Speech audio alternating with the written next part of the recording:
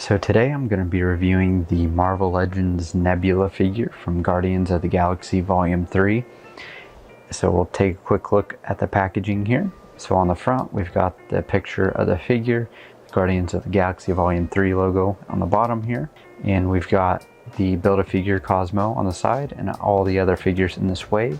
And then on the back we've got another shot of Nebula here, the figure, and the accessories she comes with. Some artwork there on the side of Nebula, and then on the top we've got the Guardians logo. So let's go ahead and get her open and check it out.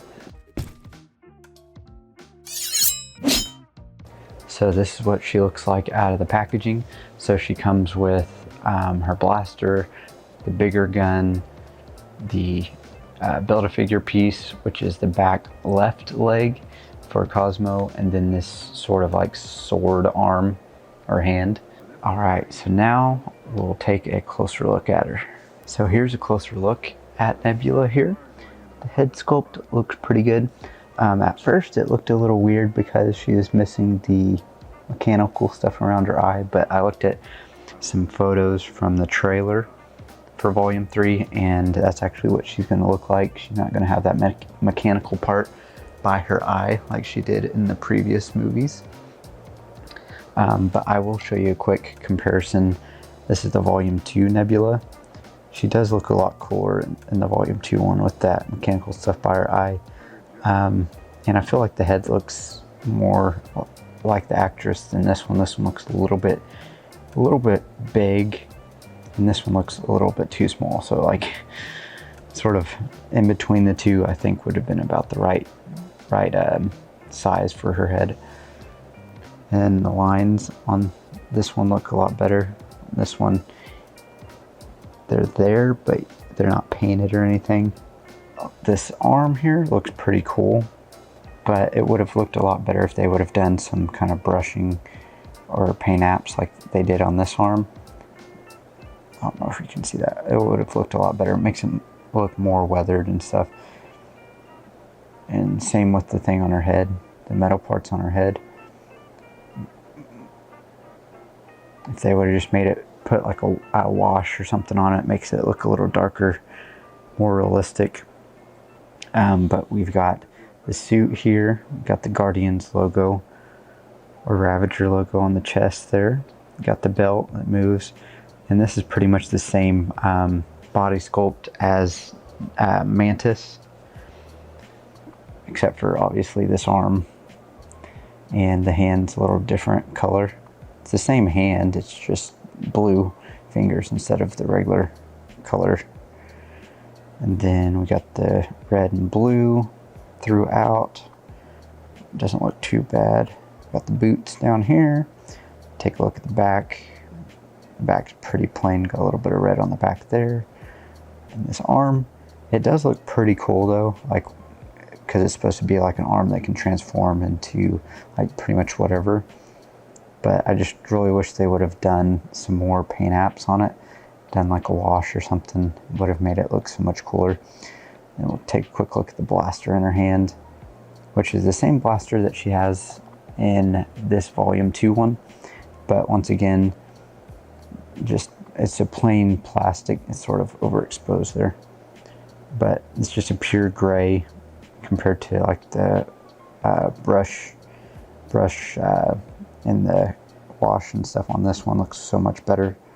They've been doing that on like all the accessories anymore, especially on this wave, like they did it on this, and then they did it on the Drax figure, and then we don't even get any accessories with the Mantis one. But anyway, and then I'll show you a quick look at her gun, which is the gun, same gun we get with Volume 2 Gamora, but once again we don't get any like paint apps or anything. It's just plain plastic color compared to the one with Volume 2 Gamora. Has more a wash and stuff on it. And then here's the bladed hand or whatever, which once again it would have looked good with like a wash. And then the red color was supposed to make it look like it's, you know, then be like on fire, or not on fire, but like flaming whatever. But it's just like orange and it looks really cheap and crappy looking.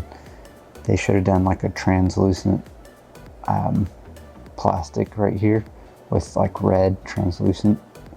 Would have made a big difference on this. So here's a comparison, a little wider comparison here. So you can see sort of the head size on the two. This head's definitely bigger than that one. She is a little bit taller than the Volume 2 one, which her legs are further apart too. So they're probably about the same size then. But yeah, I think I like this one better though. So for Nebula's articulation, she can look down about that far, up pretty far, well, sort of. The back of that sort of restricts it a little bit. Her arms can go up pretty far. We got the bicep swivels, double jointed pinless elbows, which are pretty cool. And then the sword, you can't really bend the sword. It just sticks straight out. Yeah, there's no hinge on the sword. But for the wrists, you can, has horizontal hinges for the wrist. This wrist and this metal hand has the horizontal hinge as well. So you can see that a little bit, but not a whole lot. We got like a ball joint in there. I think it's a ball joint, but she can bend forward hardly any, back just a little bit, no waist cut, and then she can kick forward that far, back just a little bit, not much. Thigh cuts, double jointed pinless knees. We do get a boot cut, and ankles go down that far and up just a little bit, and they do rotate to the side and have pins or peg holes in the bottom there.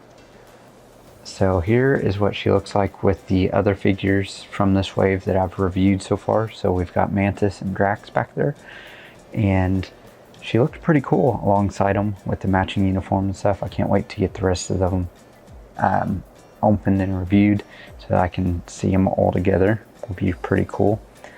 That's the coolest part about having the matching uniforms, is just having the whole team together. So overall, this figure is okay. It would have been really cool if they would have actually done this arm a little bit better. If they would have put a little more detail on the paint apps and everything, and done a little better on the laser sword. Maybe done some translucent plastic or something. The head sculpt, oh, Mantis is falling over. The head sculpt isn't too bad. I like the Volume 2 one a little bit better, just because, once again, they didn't do very much detail on this one with the silver mechanical parts and stuff, but the actual face skin itself looks pretty good. And I like that we get a few more accessories with her than we do the other figures. Like Mantis doesn't come with any, but once again, they didn't put any like paint apps or anything on the accessories, which sucks, like the blaster and the other gun. But not too bad. I will put a link in the description to this figure if you decide to pick her up. Thank you guys so much for watching. Please like and subscribe if you haven't already, and have a great day.